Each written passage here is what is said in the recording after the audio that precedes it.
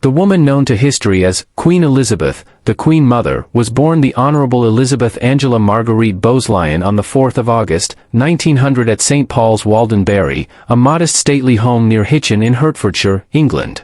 One of 10 children altogether, Elizabeth was the fourth and youngest daughter of Claude Bowes-Lyon, the Lord Glamis who became the 14th Earl of Strathmore and Kinghorn. When her father inherited the Scottish earldom in 1904, she became Lady Elizabeth Bowes-Lyon.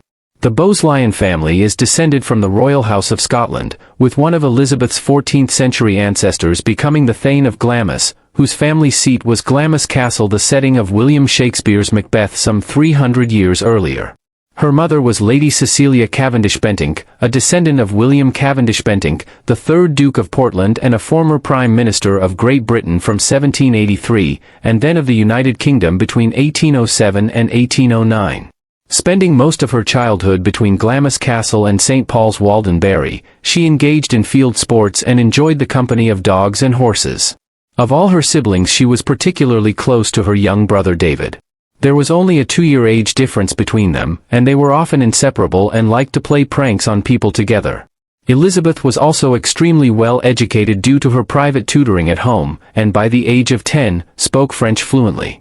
For a time she was educated by a German Jewish governess Kathy Kubler and passed the Oxford local examination with distinction at the age of 13.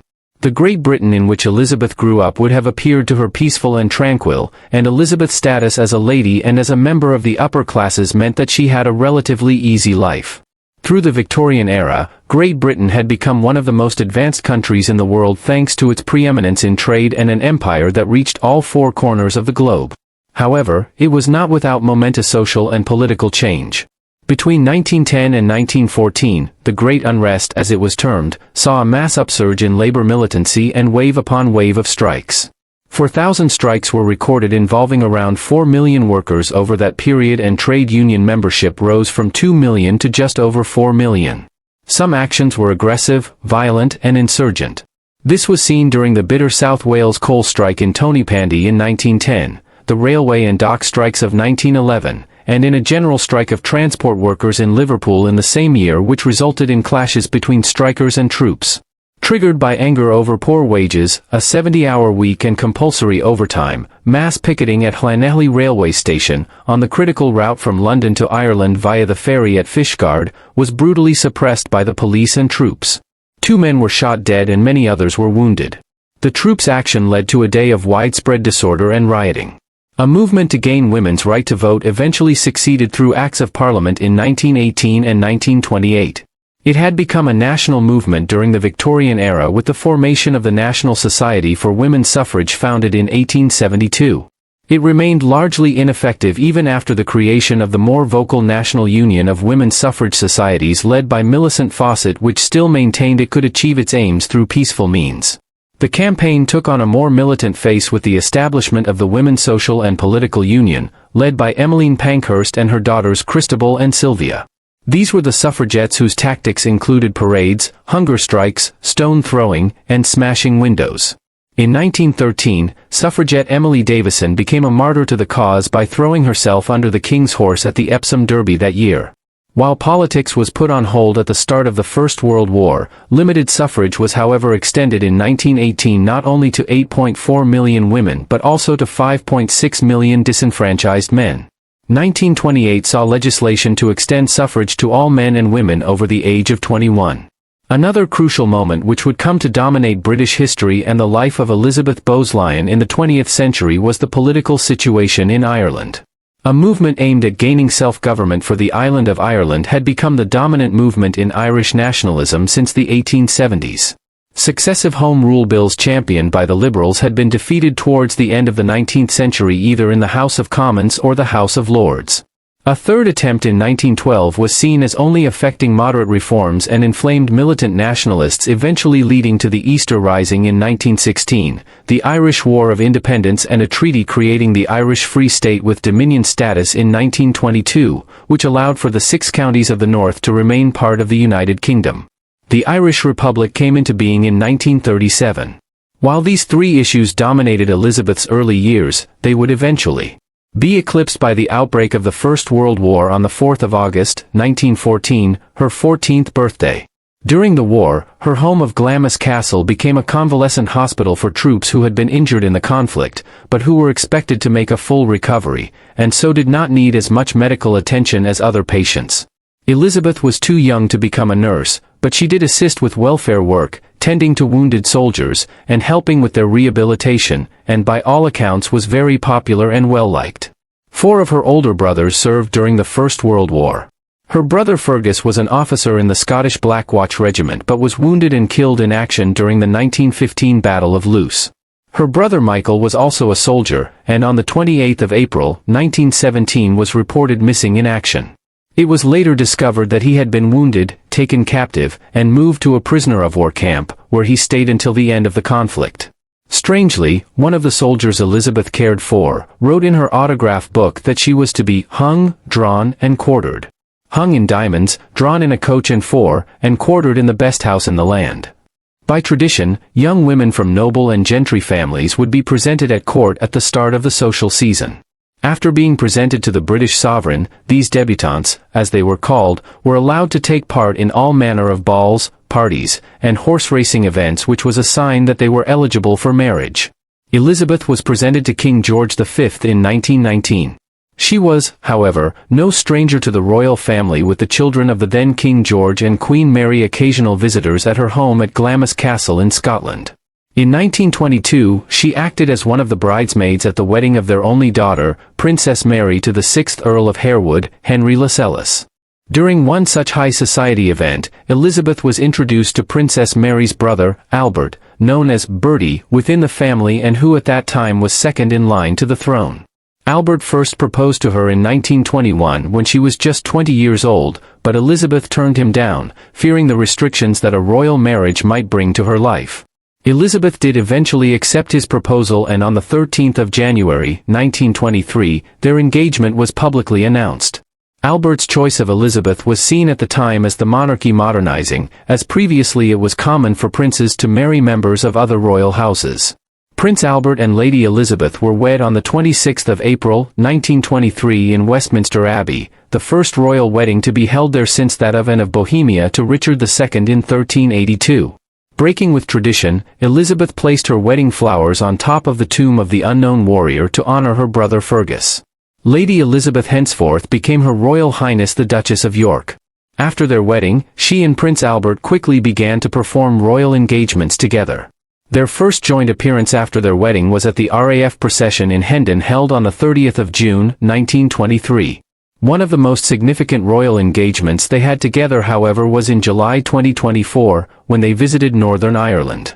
Due to the success of this visit, the then Labour government decided that the couple should embark on a tour of East Africa from December 1924 to April 1925.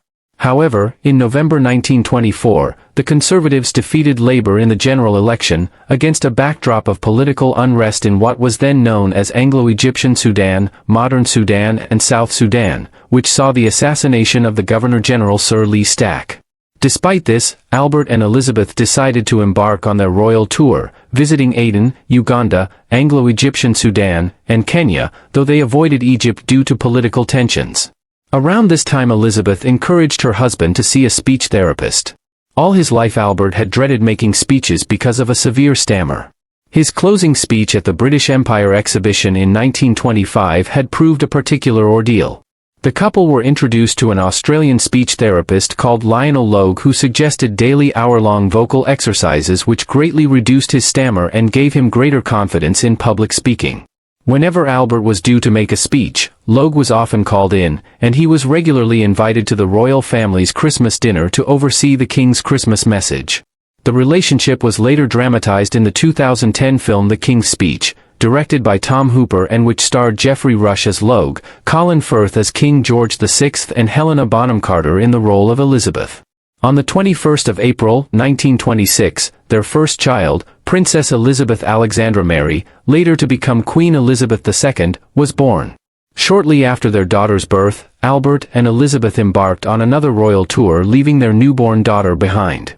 It's known that Elizabeth greatly struggled with leaving their daughter behind, but their tour to Australia, Jamaica, Fiji, and back via the Panama Canal was regarded at home as a great success for public relations. 4 years later, their second daughter, Princess Margaret Rose, was born on the 21st of August, 1930. Margaret was born in Glamis Castle and was the first royal baby to be born in Scotland since 1600.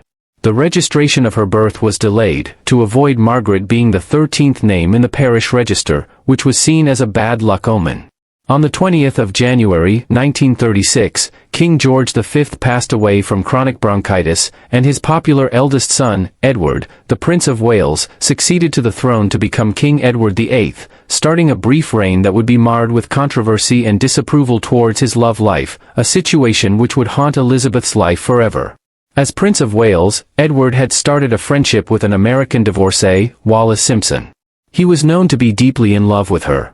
While the relationship was widely reported in the United States and in European newspapers, it was largely kept out of the British press by arm-twisting by the government of the day. The Prime Minister Stanley Baldwin had attempted to persuade the king to give up the relationship and explored the possibility of a morganatic marriage whereby Wallis would not become queen, and any children would not accede. This was ultimately rejected by Baldwin and the Prime Ministers of Australia, South Africa, and Canada. Ultimately, Edward VIII chose to abdicate, addressing the nation by radio to say that he had found it impossible to carry the heavy burden of responsibility and to discharge my duties as king, as I would wish to do, without the help and support of the woman I love. On the 10th of December, 1936, in front of Albert and their 2 other brothers, Edward signed the instrument of abdication. Thereafter, he flew to the continent where he eventually married Wallis Simpson. On the 11th of December, 1936, the man who was never meant to be king, Prince Albert became King George VI, and Elizabeth became Queen Consort. Their coronation took place on the 12th of May, 1937, the same day that Edward was due to have been crowned. Elizabeth was now Queen of the United Kingdom and the British Dominions, as well as the Empress of India. The scandal regarding Edward VIII was far from over, however. While Elizabeth was still supportive of her husband's decision to allow Edward to create his elder brother Duke of Windsor, and to retain the title of Royal Highness, on the advice of the cabinet Wallis was not to be given this title, a decision which was said to have saddened the new king. However, there was no love lost between Elizabeth and Wallis. Wallis reportedly referred to Elizabeth as Cookie, believing that she was similar in appearance to a fat Scottish cook, and Elizabeth was known to simply call Wallis that woman. Elizabeth remained bitter that the abdication had forced her husband onto the throne reluctantly and unprepared. She also remained convinced that these events had ultimately shortened her husband's life, leaving her a relatively young widow. In the spring of 1938, the political climate across Europe was tense, and talk of war was common. A royal tour of France was organized to cement relations between Britain and France in the face of potential German aggression. 5 days before the royal couple's departure, the Queen's mother, the Countess of Strathmore, died. The trip to France was postponed and the court went into 3 weeks mourning and dressed in black, to be replaced after a few weeks by grey and then mauve after that. The Queen's couturier, Norman Hartnell, had already devised a wardrobe for the trip to France in pastel colors and floral patterns, which was now regarded as entirely inappropriate. Thinking on his feet, he came up with what's become known as the white wardrobe, white having been the color of deepest mourning among medieval queens. French queens had traditionally worn white in mourning, and the king's great-grandmother Queen Victoria had been buried in white. The team had 2 weeks to prepare the costumes, which were favorably received in France and turned the queen into an unlikely style icon. In March 1938, the German Chancellor Adolf Hitler annexed neighboring Austria in a process known as the Anschluss. He then turned his attention to Czechoslovakia, where around 3 million people in the Sudetenland region spoke German. Neither Britain nor France felt ready to defend Czechoslovakia against the Germans and were anxious to avoid military intervention at any cost. Both countries believed that peace could only be maintained by making territorial concessions. The British Prime Minister Neville Chamberlain proposed a four-power conference in Munich to discuss the situation, at which Hitler promised to find peaceful means to resolve differences within Europe. Chamberlain returned to London pledging, "Peace in our time." The royal family and the Prime Minister had always had a close relationship, and after the signing of the Munich Agreement on the 30th of September, 1938, Neville Chamberlain joined the King and Elizabeth on the balcony of Buckingham Palace, the first Prime Minister to ever do this, and received rapturous cheers from the crowd. This sense of unity and patriotism was to be short-lived. Chamberlain and the actions he took against Hitler may have been popular with the public, but politically this was regarded as a different matter. Elizabeth had been wholly supportive of Chamberlain and had agreed that Hitler must be dealt with delicately, but the House of Commons were highly critical of Chamberlain's solution. Following the 1938 Munich Agreement, both Britain and France quickly moved to rearm, with many believing that war with Germany was now inevitable. From May to June that year, King George and Elizabeth embarked on a tour of Canada and the United States. This was the first time reigning monarchs had embarked on a tour of the country. During the trip, a veteran from the Boer War asked Elizabeth whether she considered herself Scottish or English, to which she replied that she was a Canadian. This response and the tour in general were extremely successful and changed the public perception of King George and Elizabeth, many of whom had believed the couple to be less suitable to royal life than Edward VIII. Speaking to the then Canadian Prime Minister, William Lyon Mackenzie King, Elizabeth expressed her belief that the Canadian tour was the making of George and Elizabeth as King and Queen, and that she would continue to return to Canada often throughout the rest of her life, whether that be a visit for work or pleasure. This transatlantic tour was seen not only as an opportunity to assert British dominion over Canada, but also as a means of ensuring American support and involvement in the event of war in Europe. While in the United States, the royal couple spent some time with President Franklin D. Roosevelt and the First Lady, Eleanor Roosevelt, even staying with them at the White House and their residence in the Hudson Valley. The American First Lady reportedly spoke highly of Elizabeth and considered her a suitable and capable monarch and queen. By the early part of 1939, Hitler had become determined to invade Poland. In a cat's cradle of alliances, Britain and France had pledged to support Poland if it should be attacked by Germany. Meanwhile, in secret negotiations, Hitler signed a non-aggression pact with Russia, agreeing to share Poland after the invasion. The scene was set for war. Germany invaded Poland on the 31st of August, 1939, prompted by a false flag attack, and a day later Britain declared war on Germany. A massive evacuation plan was ordered to take civilians, mainly children, away from the cities and ports in an operation called Pied Piper. Public air raid shelters were built, with millions of so-called Anderson shelters set up in people's gardens. After the surrender of France in June 1940, England remained as Germany's sole enemy, and Hitler planned to undertake an amphibious invasion, ordering the Luftwaffe to establish complete dominance in the skies over England in preparation. War came to London in earnest on the 7th of September when hundreds of German bombers and fighter planes descended on London in what became known as the Blitz. The operation lasted for 57 nights in a row. The targets for the bombers were principally in the East End of London and the docks. But very few parts of the capital escaped, with Buckingham Palace bombed on at least 9 occasions. The King and Queen refused to leave the country during the Blitz despite the inherent dangers and as obvious targets for enemy action. Elizabeth insisted also that her daughters should remain too, against the advice that they should be sent to Canada. In a letter to Queen Mary, Elizabeth described one bomb attack on the palace which saw a direct hit in the quadrangle, and the destruction of the palace chapel. She spoke of her pride in the behavior of the servants. Just a short time later, in an act which was to enamor the King and Queen to the British people, she visited a bomb site in West Ham where she spoke of walking in a dead city, all the houses evacuated, and yet through the broken windows, one saw all the poor little possessions, photographs, beds, just as they were left. During the Blitz, the royal couple were seen as key in keeping up morale and helping the war effort. They came to be seen as the embodiment of the struggle against fascism and as a reminder of what the British were fighting for. Rejecting the advice to flee to safety abroad, Elizabeth was quoted as saying, "The children will not leave unless I do. I shall not leave unless their father does, and the King will not leave the country in any circumstances." Queen Elizabeth contributed to the war effort in many other ways. For example, she sponsored the publication of the Queen's Book of the Red Cross. Appearing in November 1939, this book aimed to help the funding for the Red Cross during the war. Its authors included A. A. Milne, who wrote the Winnie the Pooh stories, the novelist Daphne du Maurier, and the poet T.S. Eliot, and included photography by a close friend of the royal family, Cecil Beaton, along with artwork by Arthur Ragg. Using her position and role as a caring and doting mother, Elizabeth would also take part in radio broadcasts and try to comfort and help encourage families that had been separated during the war, whether it was children who had been evacuated to the countryside, or fathers who were fighting overseas.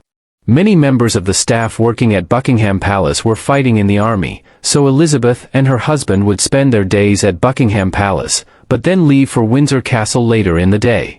This was both for their own personal safety and to be closer to their family. Elizabeth was always known for being an extremely hard-working royal, and this was evident even during the Second World War. Elizabeth would visit troops, factories, hospitals, and any other places that were targeted by the German Luftwaffe. She also paid numerous visits to the East End of London. Despite Elizabeth's best intentions, these planned visits did not always go down well with the crowd. Elizabeth was sometimes met with hostility, especially regarding her fashion choices in a time of war.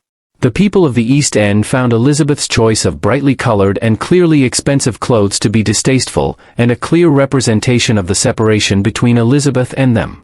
However, Elizabeth and her stylist, Norman Hartnell, had deliberately chosen to not wear black, as it was felt that black was reminiscent of funerals and could be seen as a bleak and depressing color. She regarded the colors she wore as a token of hope. After Buckingham Palace was bombed, Elizabeth stated that she was almost relieved as she believed that she could now be seen as an equal to those living in the East End.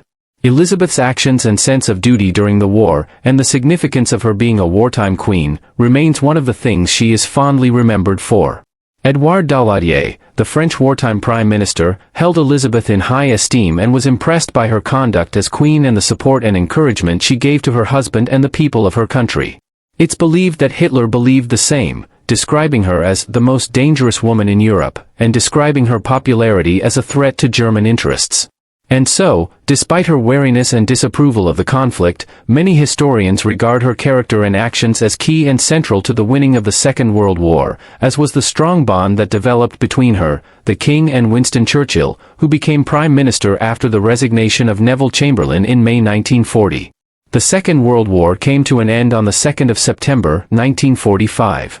In the general election that followed shortly afterwards, there was a surprise defeat for Britain's wartime leader Winston Churchill, and a Labour government was returned under Clement Attlee, triggering a period of considerable social change, most notably the creation of the welfare state.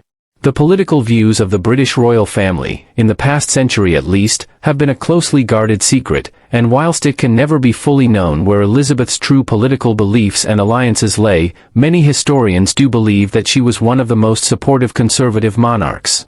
However, it is rumored that Elizabeth had told her close friend, the British politician and journalist Woodrow Wyatt, that she liked and was fond of the Labour Party, despite the popular historical belief that Elizabeth thought that only the poor and uneducated voted for Labour. Elizabeth had also told her family member, the Duchess of Grafton, that she actually loved the communists. However, Elizabeth wasn't always the perfect royal. Whilst the King, Elizabeth, and their children were touring South Africa in 1947, Elizabeth mistook one of their admirers' excitement at seeing the royal family as an act of attempted violence, and as a result, hit him with her umbrella from the royal car. However, this is regarded as the only incident of Elizabeth breaking royal protocol and acting unprofessionally. This same year, 1947, saw her eldest daughter, Princess Elizabeth, marry Prince Philip, a former prince of Greece and Denmark. Philip had been corresponding with her daughter since she was 13 years of age in 1939, and after serving in the Royal Navy during the war asked the king for his daughter's hand in marriage in 1946. The king consented but asked for the engagement to be delayed until Princess Elizabeth's 21st birthday. The ceremony took place at Westminster Abbey on the 20th of November, 1947. Some biographers have suggested that Elizabeth and other members of the royal family had disapproved of Philip's relationship with Princess Elizabeth, partially because his sisters had married German noblemen who had Nazi links, but also because he was without financial means. His family had been exiled from Greece after his uncle was forced to abdicate for military failures during the Greco-Turkish War in 1922. Elizabeth is believed to have initially teased Philip by giving him the nickname, the Hun, though later conceded that he was indeed an English gentleman. Following the wedding, the King and Queen were due to embark on another royal tour of Australia and New Zealand in 1948, but the trip had to be delayed due to the King's deteriorating health. In their public broadcast to the nation in April 1948, celebrating their silver wedding anniversary, the king thanked his consort Elizabeth and spoke very highly of her and of her constant support throughout their marriage.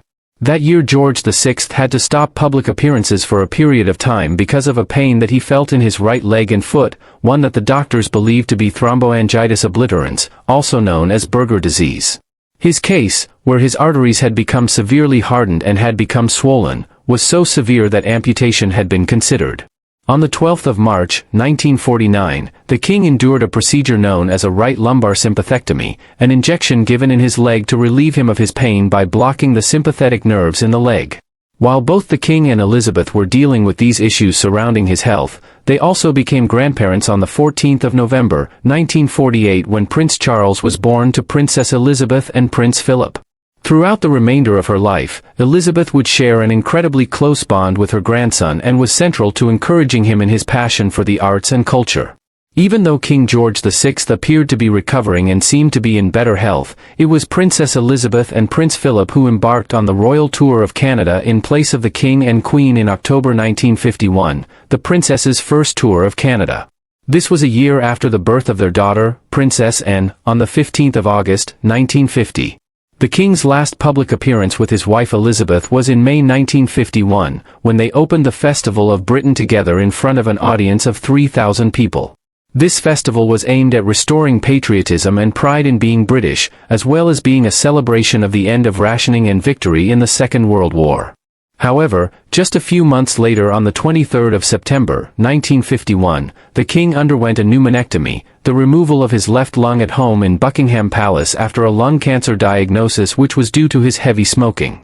By December, the king had somewhat recovered, although in his Christmas Day address on the 25th of December, 1951, it was clear that his speech sounded slower and his voice was deeper than usual, although this was most likely due to the removal of his left recurrent laryngeal nerve during the surgery, which can affect the sound of one's voice.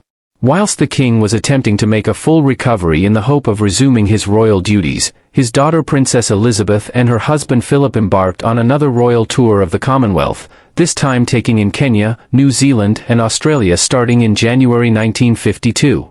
Before they left for this royal tour, Albert had decided to wave them off at London Airport before their departure, despite medical advice not to.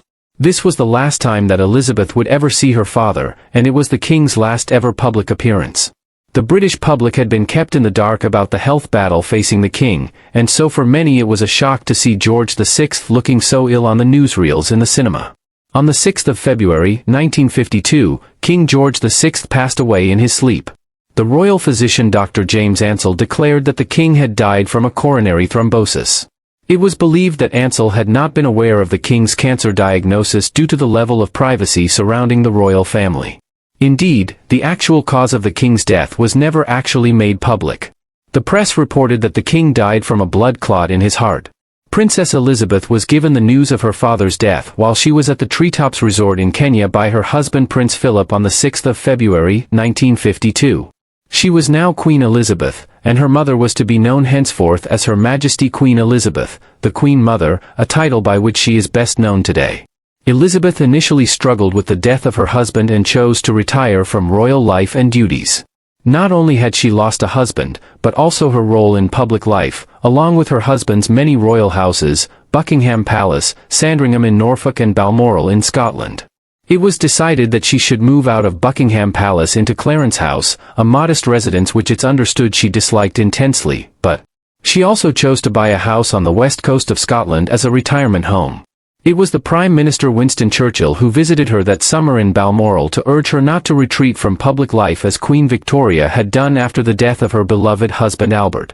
Churchill was keen that she should be on hand to support her daughter as she navigated her new role as queen. Subsequently, she resumed royal duties, attending functions and openings, and flew to the United States to receive a check for the George VI Memorial Fund. She became a patron to more than 300 organizations and made history by becoming the first female Chancellor of London University, and the first female Lord Warden and Admiral of the Cinque Ports. However, her principal role was very much as a supportive and encouraging influence on her daughters. The Queen Mother remained especially close to her daughter Margaret, and due to their special bond, they both embarked on a royal tour of the Federation of Rhodesia and Nyasaland, which later became Zimbabwe, Zambia, and Malawi from the 1st of July to the 16th of July, 1953. This was the Queen Mother's first international visit since the state funeral of her husband on the 14th of February, 1952 at Westminster Hall. Even though this royal tour was originally scheduled to be carried out by Princess Elizabeth, the tour was regarded as a great success. The visit to the Federation of Rhodesia and Nyasaland is regarded as a key moment in her onward career as a royal figure and kicked off a new chapter in her royal life. During this tour, the Queen Mother placed the foundation stone for the University College of Rhodesia and Nyasaland, now the University of Zimbabwe. In 1957 she became the university's president and would often attend their events when possible. Despite her support for education in Africa, there are persistent suggestions that the Queen Mother held racist views. However, whether they went beyond those prevalent in society at the time is uncertain. Some historians and biographers of the Queen Mother report her support for racial segregation, apartheid, and white supremacy in Rhodesia. She has even been accused of supporting the Empire and the British rule over African countries which she believed were not able to rule themselves. On the other hand, a former equerry to the Queen Mother, Major Colin Burgess, has denied the suggestion that the Queen Mother ever made racial insults and slurs, although he does report in his book Behind Palace Doors that she was often ignorant of current affairs. Furthermore, the Queen Mother never publicly voiced offensive views, if she indeed held them, and so it is difficult to prove the veracity of the claims. The British historian and a former conservative, Sir Robert Rhodes James, has said that the Queen Mother had told him that she did not agree with discrimination regarding race, and opposed apartheid. While her daughter Queen Elizabeth II was finding her feet, she still commanded enormous respect in the royal household. At the start of the new Queen's first royal tour of the Commonwealth as monarch from 1953 to 1954, the Queen Mother remained in Britain and acted as the Councillor of State. This meant that, as a more senior member of the royal family, the Queen Mother carried out many of the duties commonly done by the reigning monarch, such as signing official documents, and carrying on royal business in the monarch's absence. The Queen Mother's fondness for Scotland is undisputed. After being widowed in 1952, she had bought the partially derelict Barragill Castle and its surrounding estate, and planned to restore the building so it could be used as her holiday home. From the years 1953 to 1960, much work was done on the castle, including the plastering and supply of electricity and water, which was the first time the castle had had these resources. From 1955 until her death, the Queen Mother would visit the Barragill Castle for 3 weeks in August and for almost a fortnight in October. She was said to visit this castle as an opportunity for escapism and peace away from the distractions of life in London. One such distraction was her youngest daughter Margaret's controversial relationship with former Battle of Britain pilot, Group Captain Peter Townsend. Townsend had served as King George VI's equerry, or assistant, from 1944 until the King's death and had been kept on by the new Queen. Peter Townsend was also appointed as the Comptroller to the Queen Mother in 1952, which meant that he was charged with overseeing the spending of her royal household. According to several sources, Princess Margaret first met Peter Townsend when she was 14, but the romance only began 8 years later, after the death of her father. The group captain was 16 years older than Margaret and later confessed that he had been attracted to her intense beauty and sense of humor. The relationship had been kept from the public eye, but an off-guard moment at the Queen's coronation, where Margaret was seen to pick some fluff off the group captain's uniform, fueled speculation in the international press. Townsend had served in the Indian Civil Service, and when he returned to Britain he'd married Cecil Rosemary Pratt, Marchioness of Camden, after a short engagement, and the couple had had 2 sons. After his wife's infidelity, he filed for divorce. It was his status as a divorcee that made it impossible for him to marry Margaret, as it was against the teachings of the Church of England. Parliament was also firmly against the union. As defender of the faith, the head of the Church of England, her sister the Queen was unable to sanction the relationship. A compromise was proposed. Under the terms of the Royal Marriages Act of 1772, no descendant of George II could marry without the permission of the reigning monarch. It was suggested that Margaret and Peter Townsend wait until the princess turned 25 years of age and was thus deemed to be capable of making her own decisions.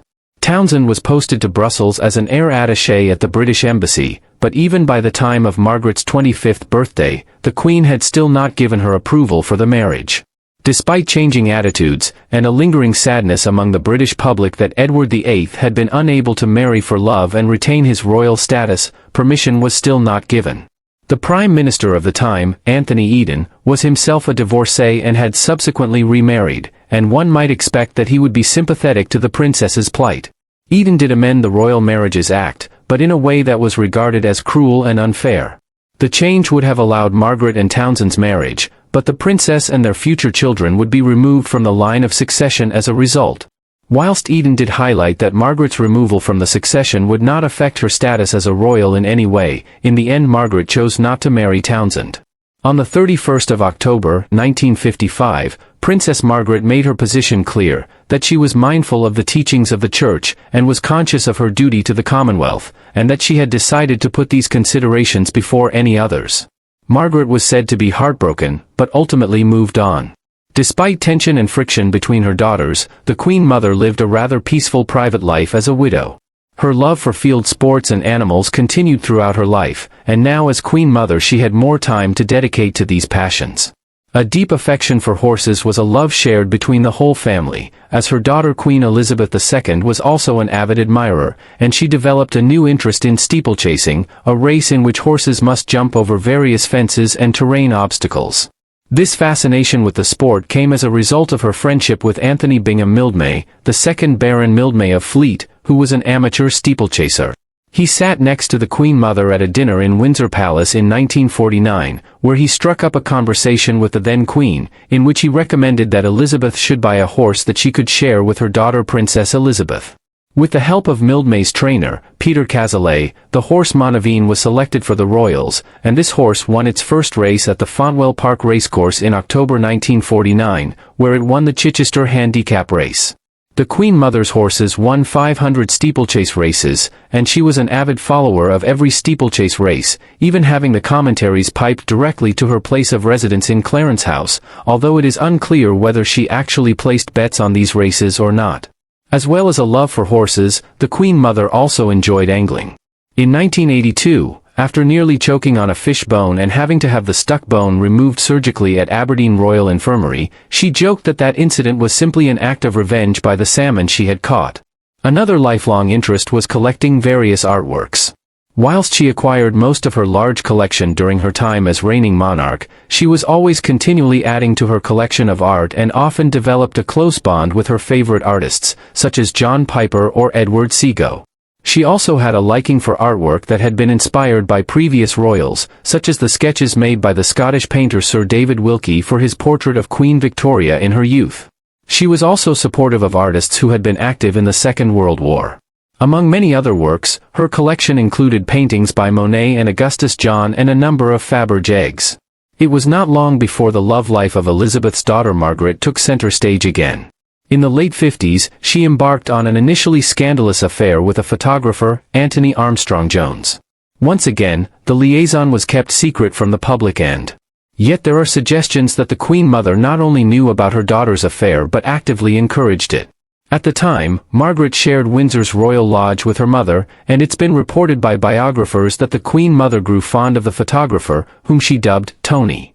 Soon Margaret was paying secret visits to Armstrong Jones's studio in Pimlico, and he was a frequent visitor to the lodge in Windsor. He did so under cover of building an aviary for the Queen Mother. In 1959, the Queen Mother threw a party to welcome Princess Alexandra home from Australia, at which it was clear that Margaret and Anthony Armstrong Jones had feelings for one another. They would marry a year later in a ceremony which was the first of its kind to be televised.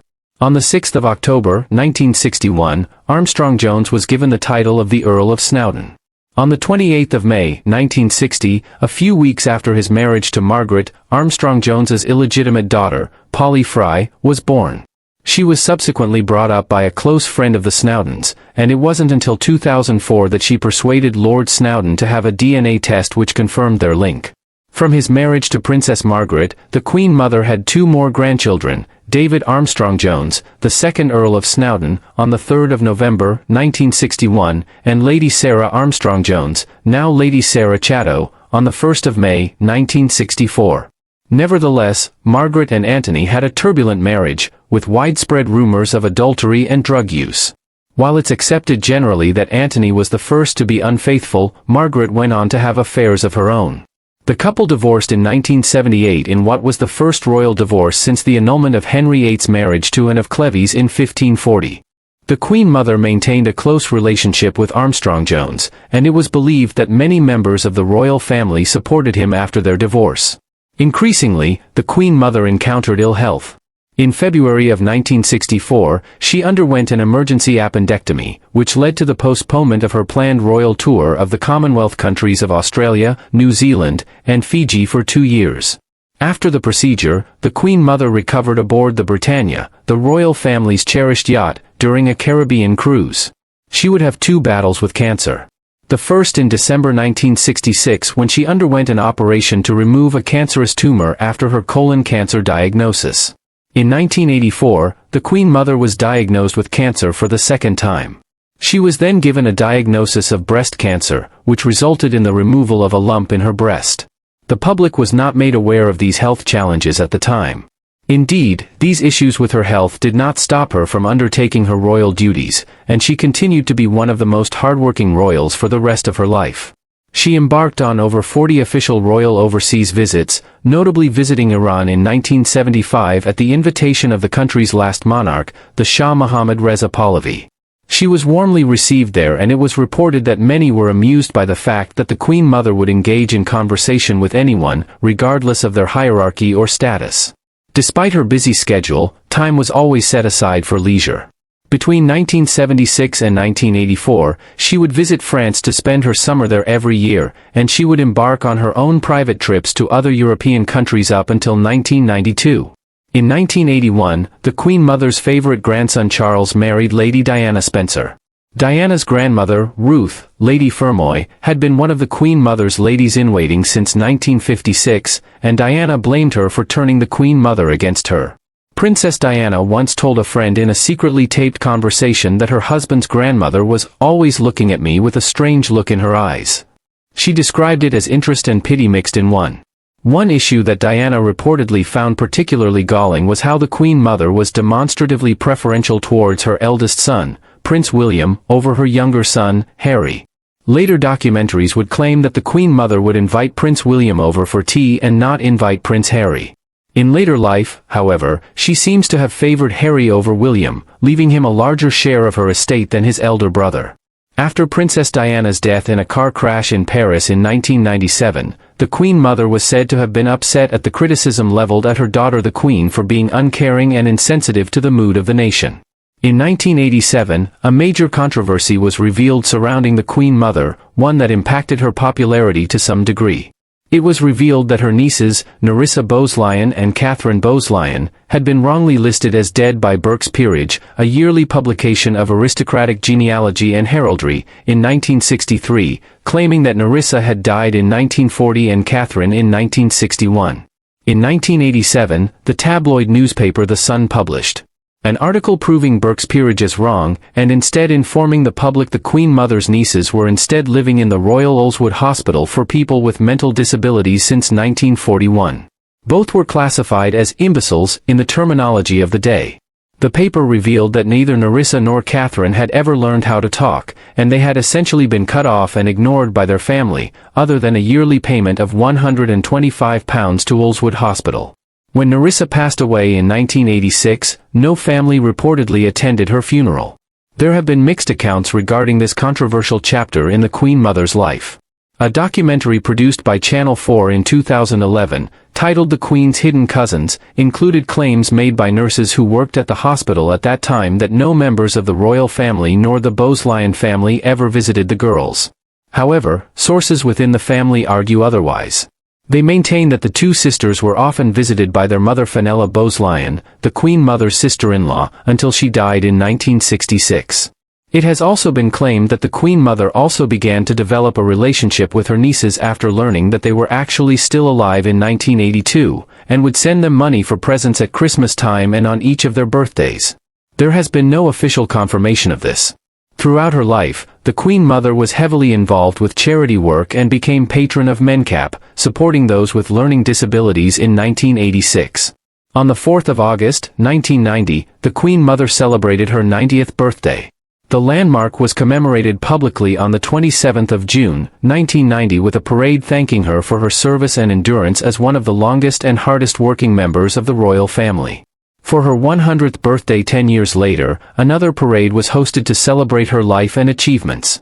Actors such as Sir John Mills and Sir Norman Wisdom participated, and the Royal Bank of Scotland produced a special £20 banknote to celebrate this momentous occasion. However, the Queen Mother's health was quickly failing, although this did not prevent her from carrying out royal duties. Despite injuring her pelvis in December 2001, she refused to sit for the national anthem for her husband's memorial service on the 6th of February, 2002 as a mark of respect for her beloved husband. Tragedy struck for the Queen Mother on the 9th of February, 2002, just 3 days after the anniversary of her husband's passing, with the death of her youngest daughter, Princess Margaret, after suffering from her fourth stroke. Members of the royal family and the Queen herself were concerned about the Queen Mother making the journey from her place of residence in Norfolk to St. George's Chapel in Windsor, where Margaret was to be buried, but she flew there by helicopter, partially so no press would be able to take photographs of her in her wheelchair, which she did not like to use.